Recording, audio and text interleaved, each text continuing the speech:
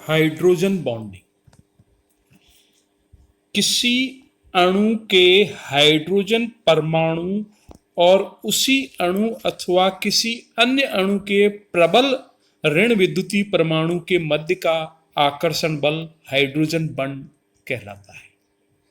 जैसे कि हम देख रहे हैं कि H एक अणु है जहां A एक प्रबल ऋण विद्युतीय तत्व है। चूंकि दोनों के मध्य ऋण विद्युत ऋणता का बहुत अधिक अंतर है, इस कारण से सहसंयोजक बंध में ध्रुवता आ जाएगी। इसके कारण हाइड्रोजन पर आंशिक धनावेश तथा A पर आंशिक ऋणावेश आ जाएगा।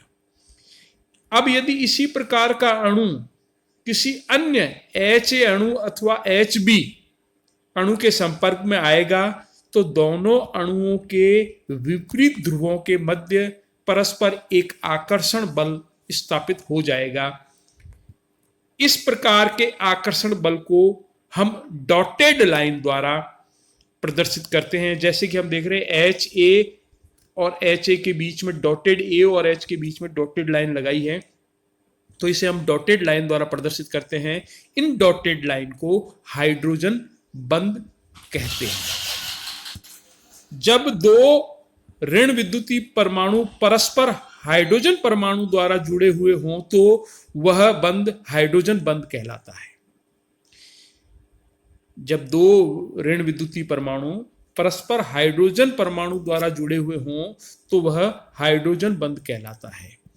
यहां एक ऋण विद्युतीय परमाणु से हाइड्रोजन सहसंयोजक बंध द्वारा जुड़ा हुआ है, जबकि दूसरे ऋण विद्युतीय परमाणु से हाइड्रोजन बंध द्वारा। वैसे हाइड्रोजन बंध कोई रासायनिक बंध नहीं है, यह दो परमाणुओं के मध्य एक आकर्षण बल है। इसकी प्रकृति भी बहुत ज्यादा स्ट्रांग नहीं होती है, यह बंध वीक होते हैं, दुर्बल होते हैं, लेकिन इससे कई प्रकार के गुण, भौतिक गुणों को यह प्रभावित करते हैं। हाइड्रोजन बंध दो प्रकार के होते हैं।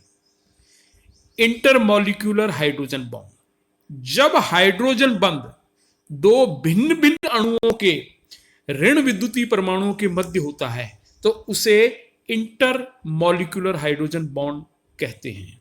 चूंकि आकर्षण दो अलग अलग अणुओं के मध्य होता है, अतः समस्त अणु एक दूसरे के समीप आ जाते हैं और उनके मध्य इंटरमॉलिक्यूलर हाइड्रोजन बंध होता है। जैसा कि हम HF में देख रहे हैं, दूसरे HF के पास में F और H के बीच में आ जाता है, फिर F और H के बीच में आ जाता है। इसी प्रकार से जल का मॉलिक्यूल ले सकते हैं, इसी प्रकार से हम अमोनिया का ले सकते हैं, और इसी प्रकार से हम ROH एल्कोहल का मॉलिक्यूल लेकर यह बता सकते हैं कि इनके मध्य में इंटर मॉलिक्यूलर हाइड्रोजन बॉन्ड होता है।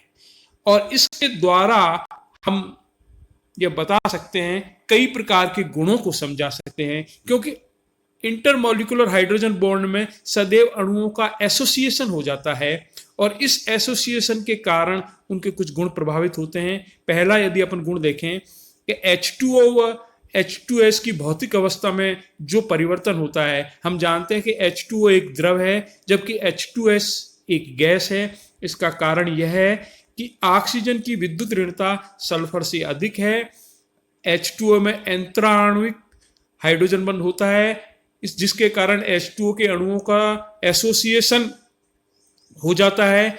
इस कारण H2O के अणु एक दूसरे के नजदीक आ जाते हैं और एक प्रकार से बहुलीकृत होकर क्लस्टर के रूप में रहेंगे और सामान्य परिस्थितियों में जल द्रव होता है, जबकि H2S में H बंध के अभाव के कारण अणु दूर दूर रहते हैं और इसके कारण से यह गैस होती है।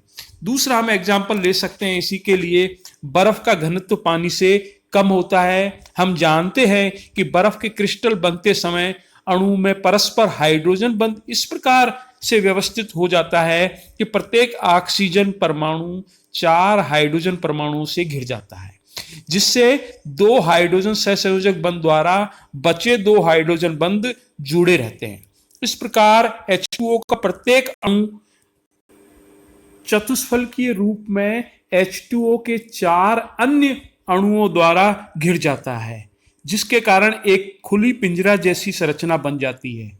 इस संरचना में बहुत सारा खुला स्थान रह जाता है, अतः बर्फ का घनत्व जल की तुलना में कम हो जाता है। दूसरा होता है इंट्रामोलिकुलर हाइड्रोजन बॉन्डिंग। जब हाइड्रोजन बंध उसी एक अणु के दो ऋण विद्युतीय परमाणुओं के मध्य पाया जाता है, तो ऐसे हाइड्रोजन बंध को हम इंट्रामोलिकुलर हाइड्रोजन बंध कहते हैं। इंट्रामोलिकुलर हाइड्रोजन बंध के कारण किसी अणु में एक चक्रीय संरचना बन जाती है, जिसे कीलेट बंध अथवा कीलेटीकरण भी कहते हैं।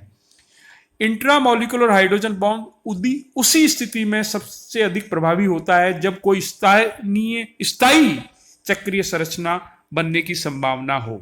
जैसे हमने विभिन्न एग्जाम्पल दिए हैं, ortho nitrophenol, ortho chlorophenol, salicylic aldehyde, salicylic अम्ल, एसिटो एसिटिक एस्टर इनॉल इत्यादि।